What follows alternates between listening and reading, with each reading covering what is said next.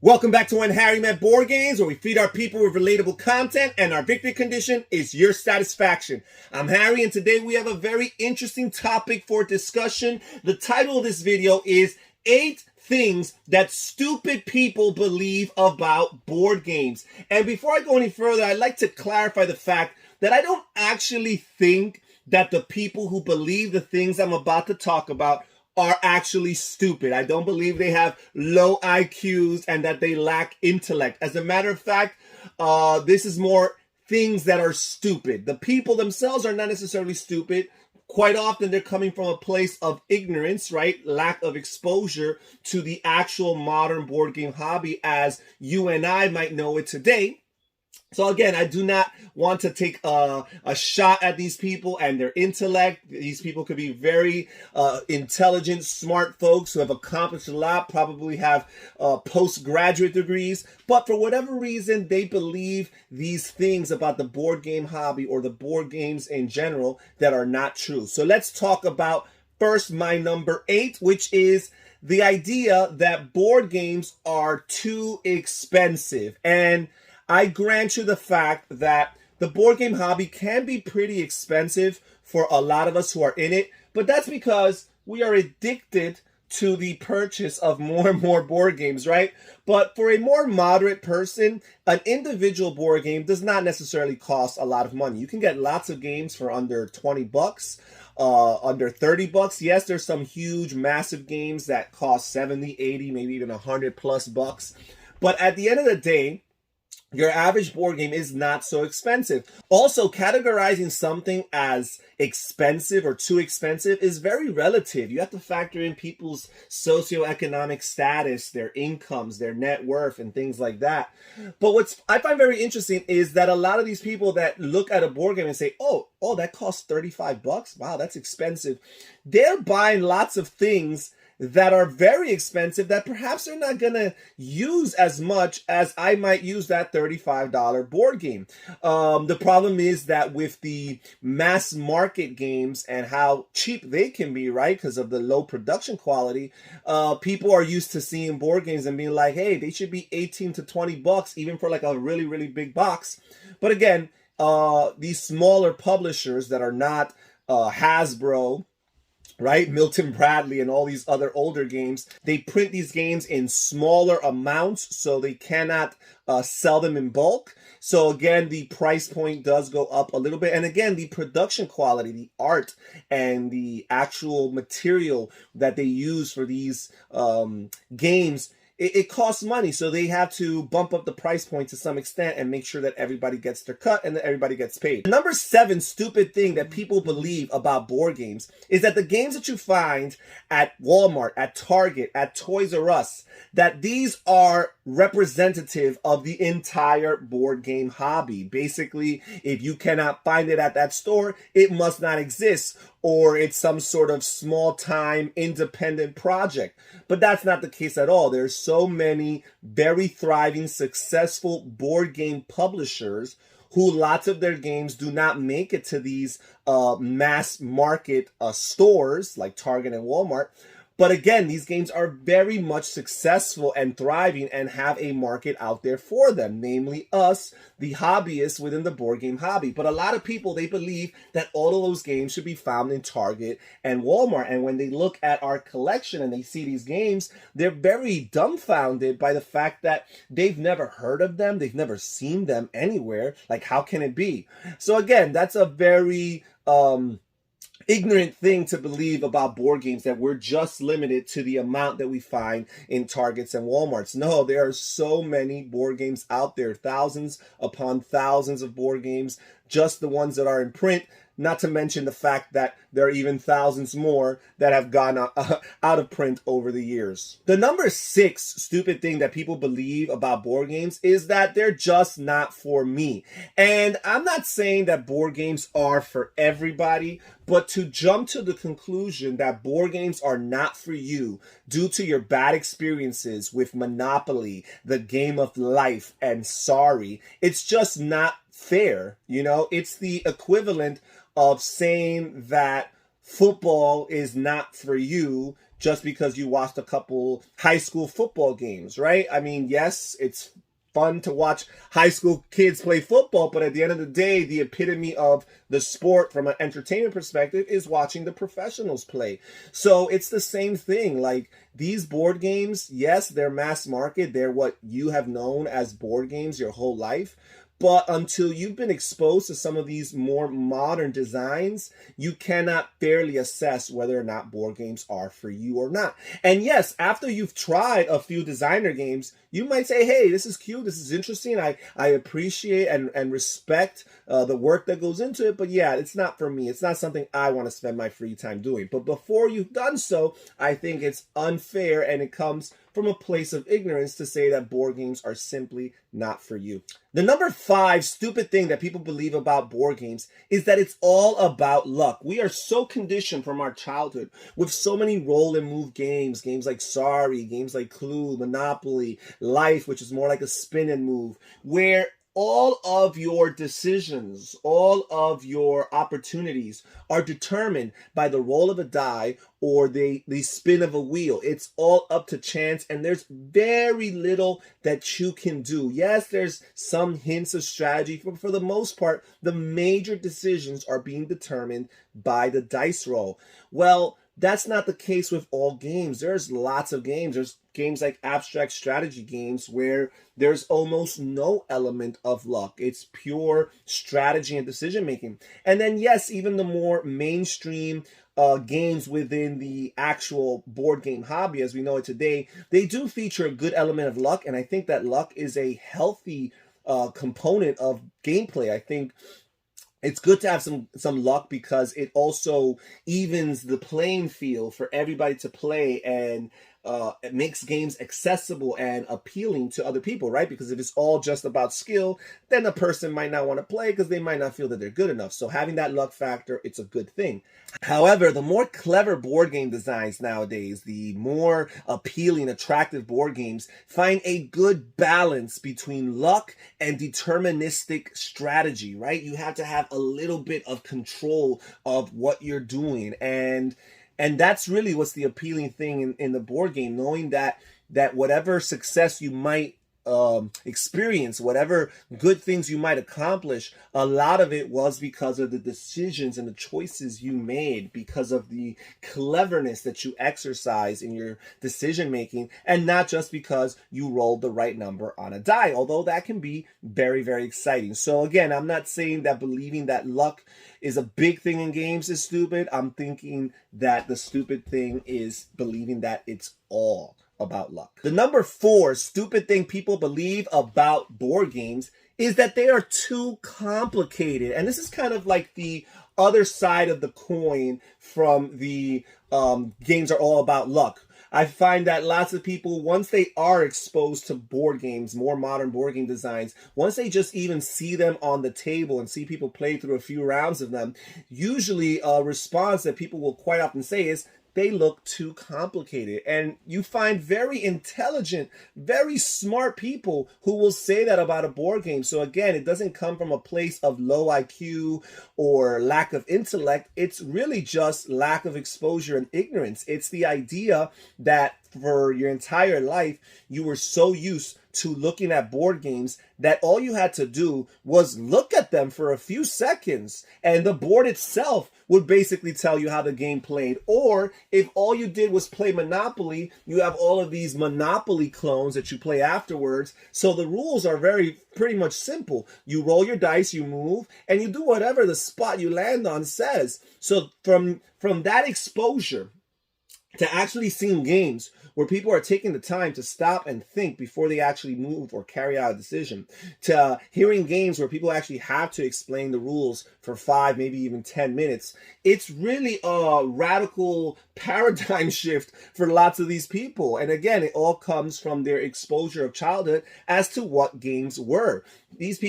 Lots of these people write books. They're creators. They're, again, very intelligent people, but when they are exposed to a board game that actually involves decision making and strategy, it's just such a novel concept for them that they instinctively default to saying that looks too complicated for me. Board games are not too complicated. Now, don't get me wrong, there is a wide spectrum of difficulty as far as board games are concerned, everything from what we refer to as gateway games to the heavy, massively complex games that even lots of gamers tend to avoid. But again, within that spectrum, there's a range that you will find that is comfortable for you. It's in your comfort zone. But don't just allow for that first contact with a board game that looks to be a little bit more intricate, a little bit more nuanced than your typical mass market board game. Don't let that throw you off. Don't let that turn you off and turn you away from the opportunity to try a board game. Chances are, if you are being introduced to board games by a board game friend, chances are that they are introducing you to a gateway game, which means it's on the lighter or easier end of the spectrum as far as the board game hobby is concerned today. So yeah, board games can be very complicated at times, but not necessarily so. Lots of that perspective comes from our experience and our lack of exposure to modern board games, and the fact that we grew up on these games that were too simple, that were too dumbed down, and honestly an insult to our intelligence as a society. The number 3 stupid thing that people believe about board games is that they're all like Monopoly. Yes, again, because of the fact that Monopoly is so ingrained in our culture, in our society, it's a global phenomenon. No matter where you go in the world, people have played Monopoly. Because of that, and because of the fact that it's inspired so many clones, so many games that just capitalize on the roll and move mechanism, roll the dice, move exactly the amount that the dice shows, and then carry out whatever action the spot you land on tells you to do. Because of that, people just tend to default to the fact that most games are like Monopoly. So when people see my collection quite often and they see that I have hundreds upon hundreds of games, they're flabbergasted. Besides the fact that, again, they think it's too expensive, which an argument can be made that when you have as many as I do, it is too expensive. But they also default to the fact that how can you have these many products that are similar to Monopoly? Like, I only need one Monopoly. I could see if maybe you want 2 or 3 Monopolies, maybe you want a Game of Thrones Monopoly or a Star Wars Monopoly, but why do you have all of these games that are essentially some type of variation of Monopoly? And it is so far from the truth. These games are so radically different from Monopoly. As a matter of fact, they're very radically different from one another. And while you do see lots of games that share lots of similarities and overlap and borrow ideas from one another, I'd like to say that most games in the board game hobby are very unique. They feel like an individual entity, an individual product.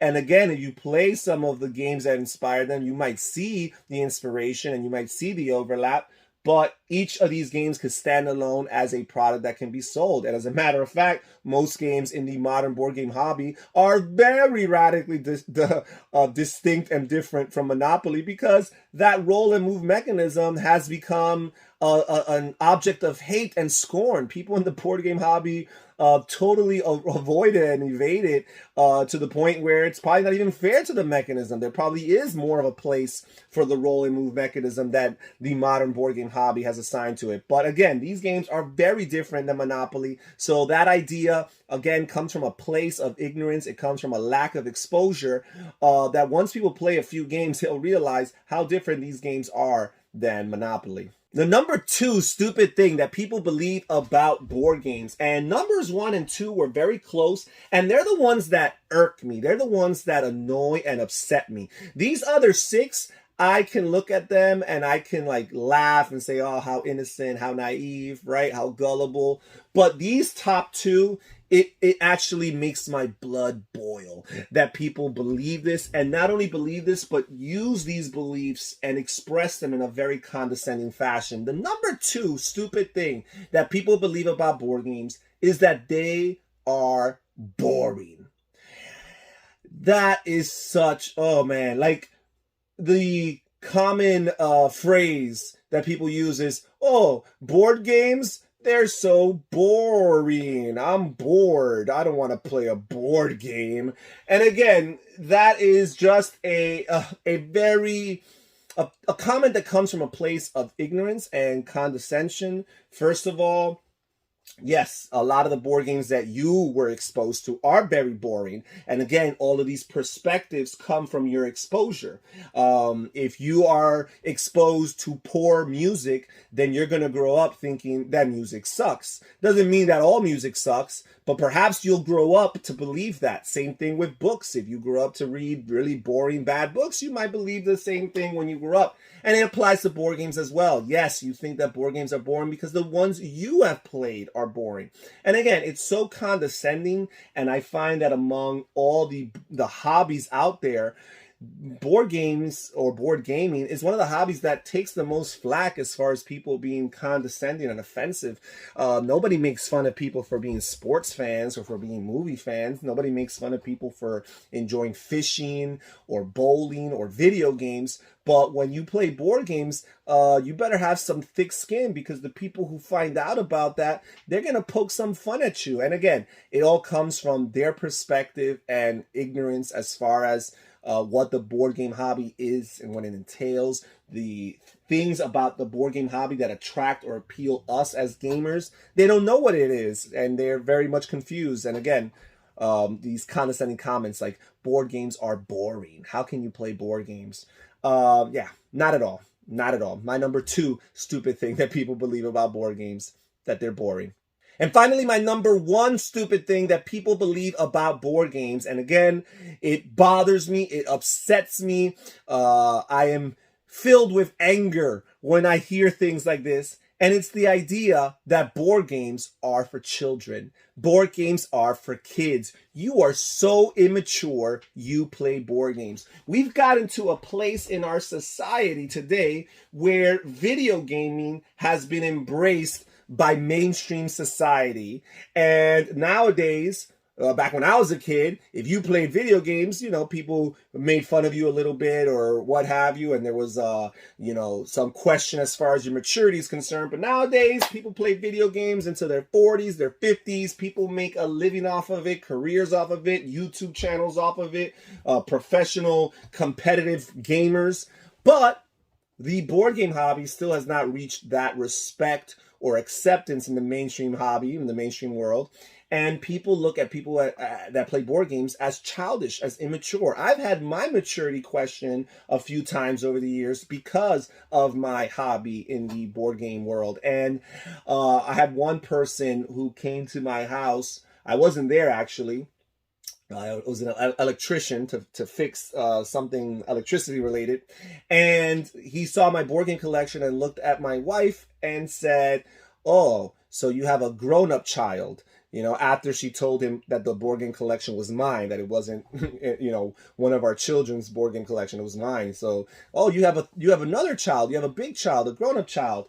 And when I heard that story, it bothered me. I wish I would have been there to defend myself. I'm not saying that I'm a confrontational or violent man, but I would have absolutely had something to say about it, because, again, I take great offense to this concept that board games are for children and that it's a sign of immaturity. And again, all these things, again, like the rest of this list, this all comes from a place of ignorance, a place of lack of exposure. We grow up and we play these games as little kids and we have fun with them as little children. And then when we reach a certain age, they're not fun anymore. And that's not because board games in and of itself is not something for children. Yes, those board games you played as a child, they were for children. You outgrew them. You moved on from them. But at the same time, you do not know. You cannot say from a place of experience that these games that I play are for children. And until you've played them, you don't know that. So yes, the number 1 stupid thing that people believe about board games is that board games are for children. Now, there are lots of games designed for children in the market today, and these games, I would say, are better than lots of the games that the typical mainstream person has been exposed to. But most of the games, or the thriving demographic for the industry, is adults. Adults are really into these board games. So if you are an adult, it's absolutely okay to play a board game. And that's it for today's video, guys. Thank you so much for watching. Please comment down below in the comment section and tell me a stupid thing or two that you've heard people say about board games. Also, comment down below and disagree with me as to one of the things on my list that I believe to be a stupid thing to believe. I am interested in reading what you have to say. This is Harry saying take care, everybody. Stay safe, stay healthy, and have fun gaming.